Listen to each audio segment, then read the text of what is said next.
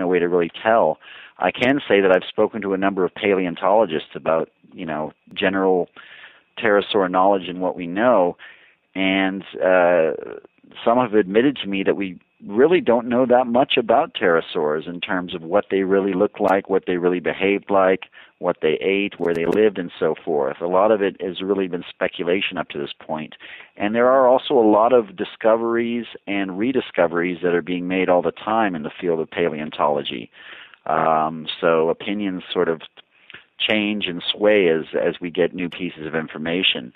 But I would like to turn that around another way and say, in fact, if you did have a hairy or feathery-looking pterosaur, that it would look so similar perhaps to a modern bird that some people might in fact be misidentifying one for the other and blurring the lines even more. So in that respect, a hairy pterosaur or pterodactyl might explain some of the other types of thunderbird reports too, where people think they're seeing something that's more bird-like in nature. No, that's a very good point. Okay, cool. Well, we've got another question, and this one comes from KY Truthseeker, who's asking for your opinion on the Beast of Bray Road, which I guess, we can sort of apply to other similar creatures, reports of what might be termed werewolves around the world, or around the country. But we're specifically talking about the Beast of Bray Road. If you have any theories or thoughts or ideas on that. Well, a very cool case. Have you ever been there, Nick? No, I actually haven't. Bray Road? I've interviewed Linda Godfrey quite extensively, and read all her books on the subject. And it's a weird and fascinating story. And I know you've sort of delved into some of these sort of dogman type stories, and things like the chupacabra and some of these stories about them standing on hind legs. I guess it kind of all comes into the picture in some respects. Well, I just think you and I need to make a road trip up there. I've been one time. As much as you love werewolves, I think that would be a good trip for you. But I was there one time back in 2002 or 2003 and actually camped out along Bray Road for a couple of nights. Didn't see or hear anything unusual, but I can say that it's an extremely creepy place. It's a very long, desolate farm road with these sort of remote farmhouses, the ones that you would envision in a Texas Chainsaw Massacre type of movie, and these tall corn stalks up everywhere. The Beast of Bray Road, and as well as the Michigan Dogman, and I guess those different creatures are often lumped together. People are typically describing something that has a very canid or wolf-like head, but is definitely walking upright on its hind legs. I'm compelled by my zoological sort of belief to eliminate any type of upright bipedal canid as a possibility whatsoever. Just evolution doesn't really work that way. So I think the only two explanations then that we could actually consider would be something supernatural or paranormal in nature, again going back to the Mothman and the Puerto Rican chupacabra and some of these really weird zooform phenomenon. The other thing, though, would be that, it has been sort of speculated that there could be a Bigfoot type of creature, perhaps, that has an unusual shaped head, more of a protruding muzzle. And I've, in fact, turned up some cases along those lines here in parts of Texas and also Arizona and some other states. People have described a Bigfoot that, in their words, had a jaw like a jutting jaw like a bulldog and sort of a long protruding snout. And oftentimes large pointy ears. That comes up as well in certain Bigfoot cases. So I think, if someone, say, on a dark road at night saw this large, lumbering, hairy thing running across the road, and all they could remember were, that it had large, pointy ears and a protruding muzzle, they would certainly think they saw a werewolf when, in fact, perhaps they saw some type of Bigfoot-type creature that's, a little bit different looking. Sure. That's as far as I can go with that. Beyond that, it's just too hard to say, No, that's totally fine.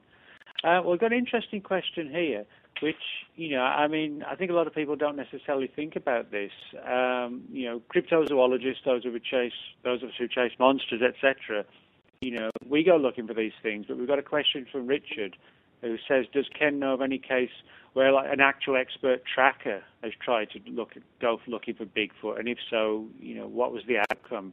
I guess Richard means somebody who's not necessarily a cryptozoologist, but a regular animal tracker. Oh, well, yeah, absolutely. In fact, early on, the Bigfoot field was dominated back in the 50s and 60s when, Tom Slick, who was a millionaire who lived here in San Antonio, was funding different types of expeditions to search for the Bigfoot in California, as well as the Yeti or abominable snowman in the Himalayas. One of the first people he hired was Peter Byrne, who was a big game hunter and tracker in India, who was hunting Bengal tigers. When the Bigfoot phenomenon sort of took off here in the United States, Bob Titmus, who was a professional animal tracker, was one of the first people that Tom Slick hired here as well. As you know, here in Texas, Chester Moore Jr., who we mentioned earlier, and Bobby Hamilton, these guys are expert animal trackers, outdoorsmen, lifelong hunters, and they've been on the track of the Texas Bigfoot for a number of years. So I think you do have some really experienced trackers and hunters that are also involved in Bigfoot research and have been for years. Unfortunately, the result has been pretty much the same as everyone else. It's just whatever these things are, they're just so incredibly elusive that no one can seem to find them. Okay. We've got a question from KY Truth Seeker who asks, what do you think about the idea that some of these creatures, I guess sort of the hairy man beasts, if you like, the idea that they're feral humans? What do you think about that? Well, I guess in some cases you could make an argument for that.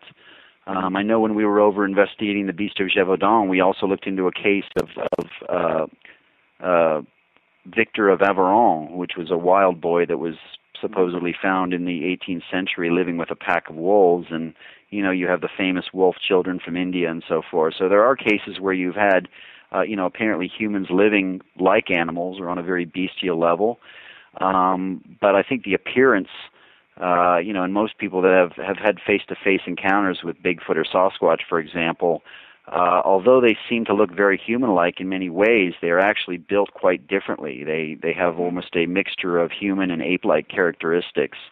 So I think by and large we would have to eliminate the feral human explanation in most of the cases. But certainly here and there, you might have an instance where that comes into play. For example, in Oklahoma, there's a case known as the Lawton Wild Man. And a number of people reported seeing a wild, hairy, man-like creature living along the fringes of the town and breaking into people's barns and so forth. But ultimately, it was found or discovered that it was in fact a feral man or a wild man that had been living out there and was wearing tattered clothes and so forth. So, I think in some cases you could look at that, but by and large, I think you would have to eliminate that possibility. Okay, cool. All right, and we've got another one. What does Ken think? This comes from Jamie. What does Ken think of the Mayaka skunk ape photograph?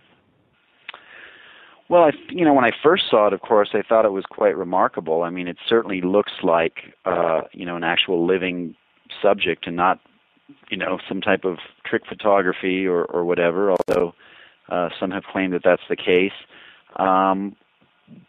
It looked very different, of course, from the traditional image of what we perceive to be Bigfoot or Sasquatch, and most of that comes from the Patterson film and some of the early reports and descriptions.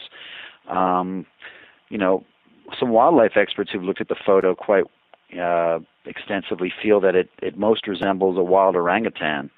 You can't, by looking at the photos, you can't help but immediately see the resemblance as far as kind of the red shaggy hair and the flattened face and just the general build. So I think it could possibly show, just that, perhaps there was an orangutan running loose in the swamps of Florida, which, going back to what we were talking about earlier with different other types of out-of-place animals, is not beyond the realm of possibility, that someone may have at one point released something like that out there into the swamps, and that it actually managed to survive quite well. You think that's a good possibility? possibility? I'm sorry?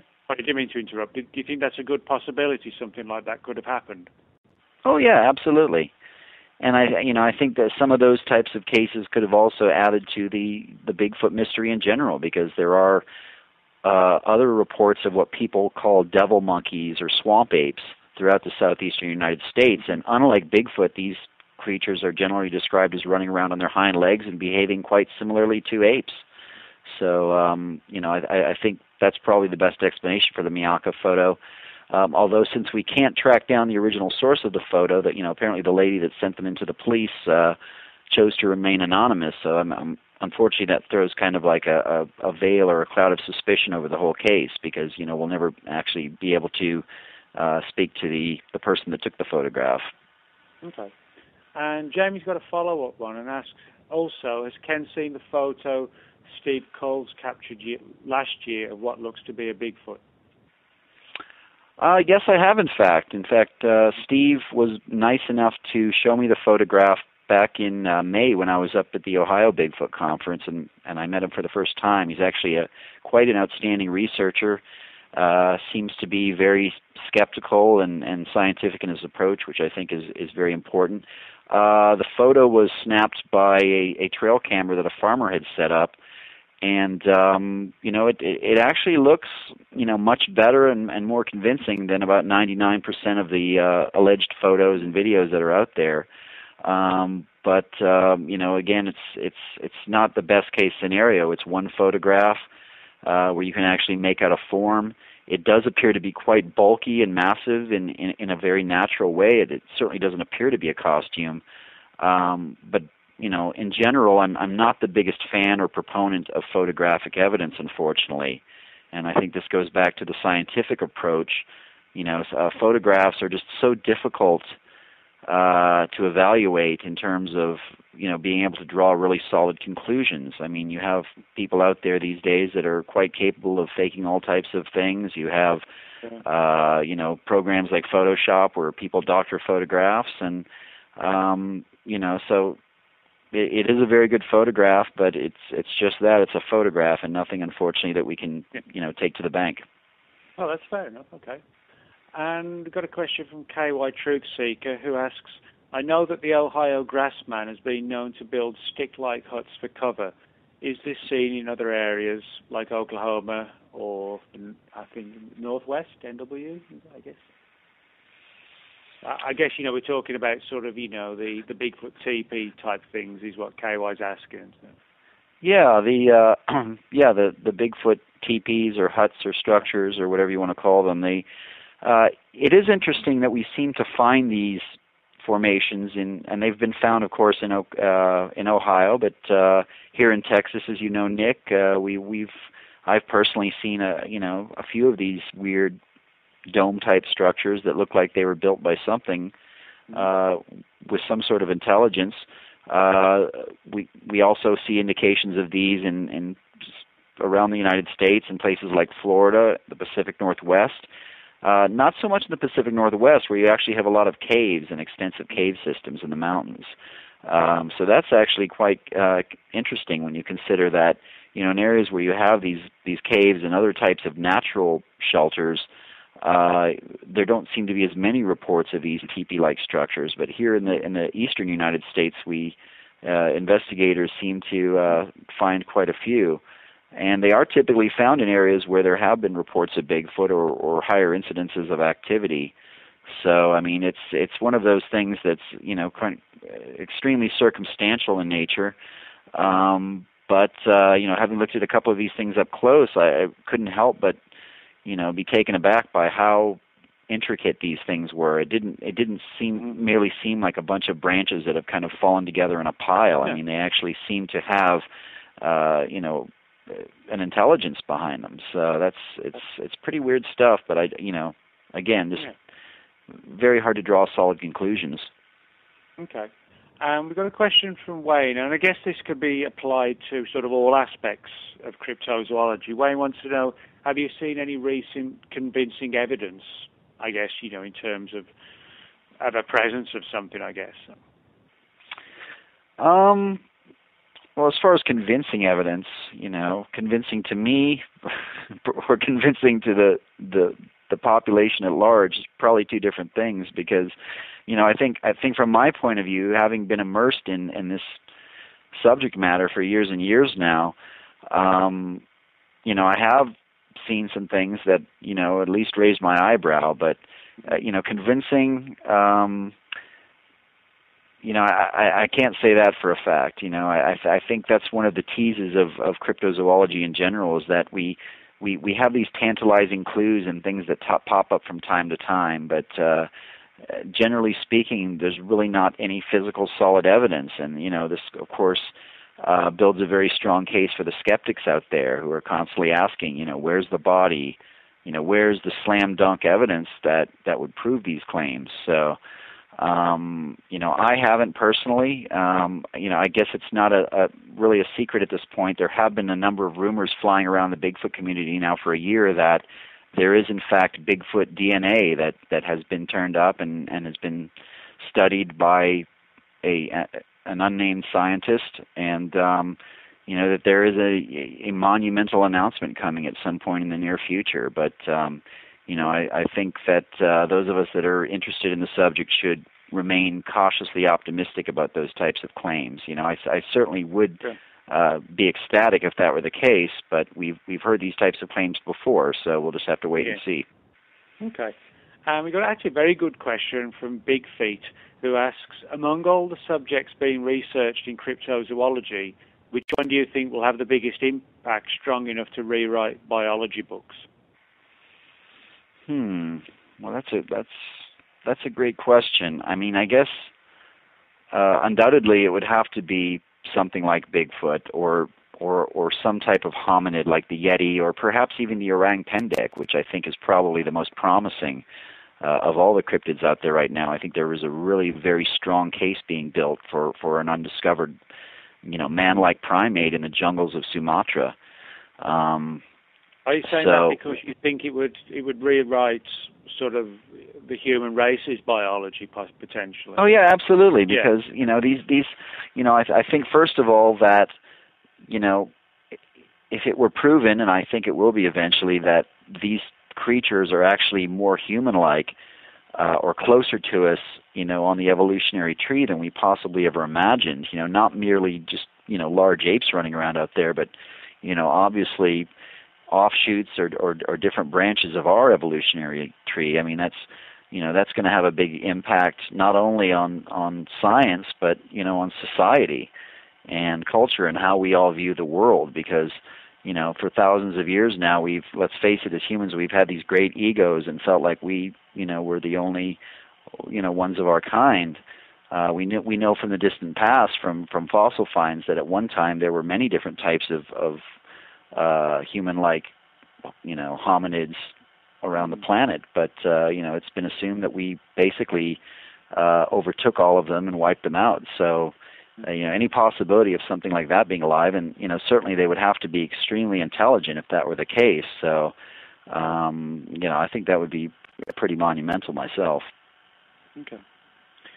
That sort of, I guess, sort of prompted a question that I kind of considered. I mean, I know this is kind of hypothetical, but I mean, do you think if, say, one of these cryptids was proven to exist, that it would have a positive, follow-on effect with, perhaps getting funding to look for the Loch Ness Monster or Ogopogo? Do you think it would really sort of open the floodgates to really looking at cryptozoology on a greater level rather than just, focusing on Bigfoot or whatever some sort of evidence was found relative to that one creature?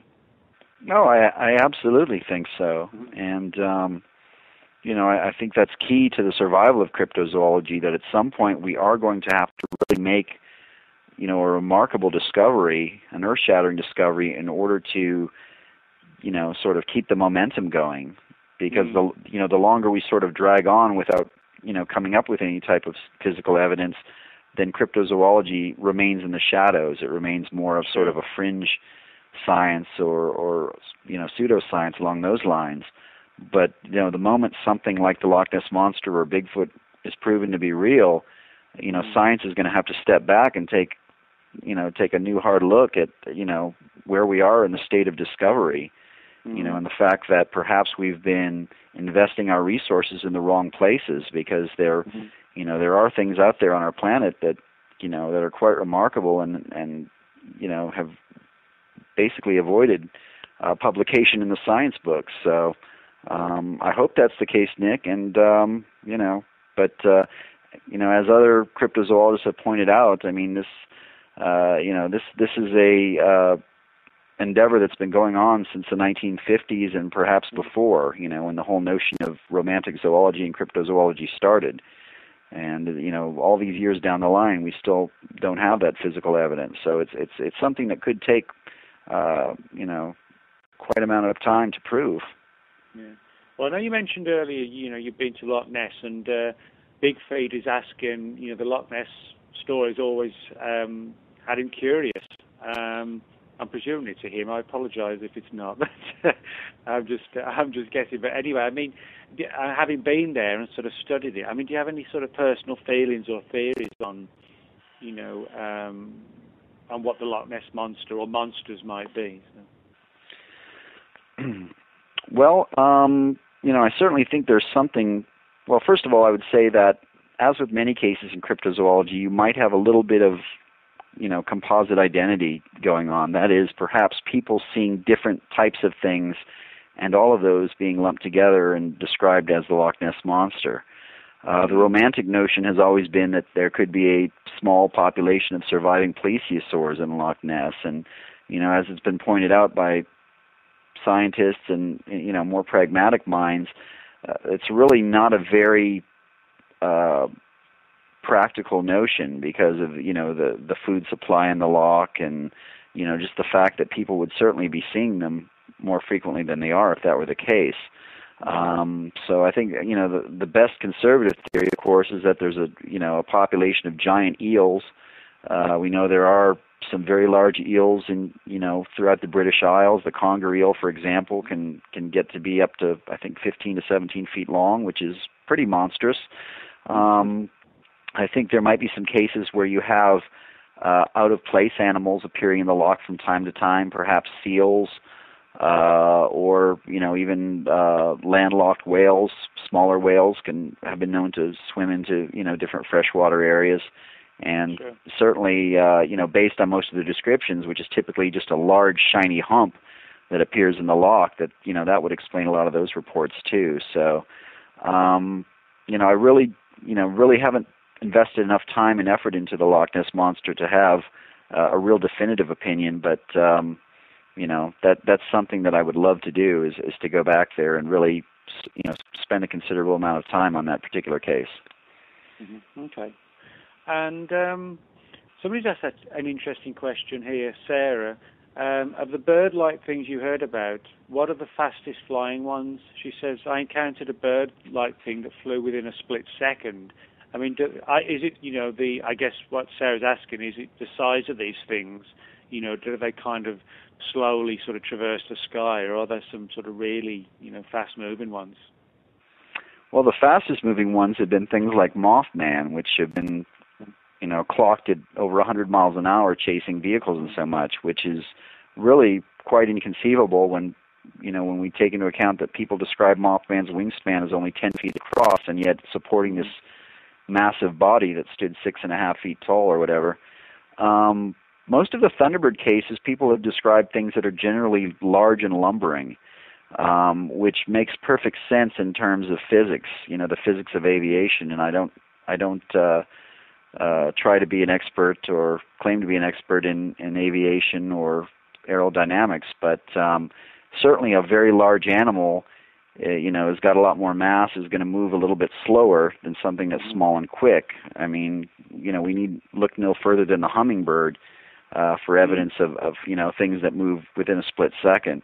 What's interesting, though, about Thunderbird cases is that many people have described them as primarily gliders, that they don't flap their wings very often, which, again, makes sense if we look at large birds that we know of, like condors and eagles, that are generally relying on these, updrafts and, thermal airwaves to stay aloft, and not so much on the power of flying, because it simply expends their energy and makes them tired. So, So I would say no, I really have not, I don't have a lot of cases where people have described these things as moving quickly. They generally are gliding and soaring at a sort of a steady pace. Okay. All right, cool. Well, we're down to about the last 3 minutes, Ken. So do you want to, again, give out information, sort of number one, about your books, number two, about your website, and number three, where people can catch you soon, lectures, conferences, etc.? Well, thanks again, Nick. Appreciate the plug. I guess this first one's for both of us because my most recent book, co-written along with Nick, is Monsters of Texas, and it's available on Amazon.com and other major online book retailers. Nick and I invested several years and a lot of hard research into the book, and I think we cover a pretty good wealth of subject matter. So anyone interested in cryptozoology should certainly look that one up. I've also written Big Bird, Modern Sightings of Flying Monsters, also available on Amazon.com, and that one addresses specifically the Thunderbird and Big Bird reports we were discussing. My first book, Monsters Are Real, is actually very hard to find. It's more of a pamphlet, and there's probably a few copies floating around out there on eBay or something. But as far as upcoming conferences, oh gosh, I skipped one. What was it? Oh, my website. Yeah, again, just go to Facebook.com and look for Ken Gerhard, cryptozoologist, if you want to join in and receive my updates and so forth. I'm also writing a blog for the San Antonio Current, which is a local publication here. So if anyone looks up the San Antonio Current, Current online, and if you go to blogs, staff blogs, and my handle there is called Chasing Shadows.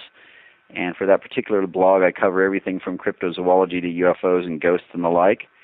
And as far as upcoming appearances, once again, I will be at the EPIC meeting in Grapevine, Texas on Sunday, October 9th. People can come out, hear a fascinating cryptozoology lecture, and purchase copies of my book. I'd be happy to answer any questions in person.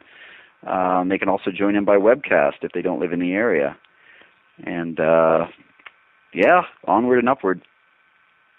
All right, well, that's great, Ken. And again, thanks so much for coming on the show. I think we covered a great amount of ground and, a lot of interesting questions, which is always a good thing when people take notice of what, the interviewee is saying. So thanks so much again for coming on the show, Ken. I appreciate it. Well, thank you, Nick. As always, you ask some brilliant questions, and it's always fun chatting with you, my friend. All right, well, thanks a lot, Ken. I appreciate it.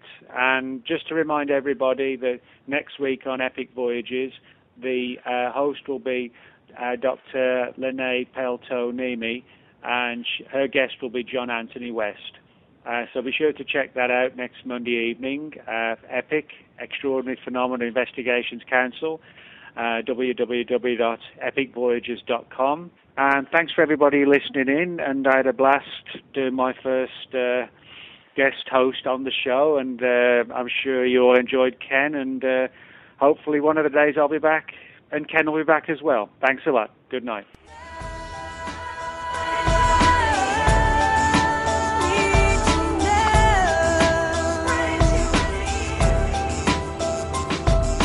Thank you for being with us tonight. Please join us again next Monday evening for Extraordinary Phenomena Investigations Council's Epic Voyages. I'm Roger Peacock for Epic. Until next time.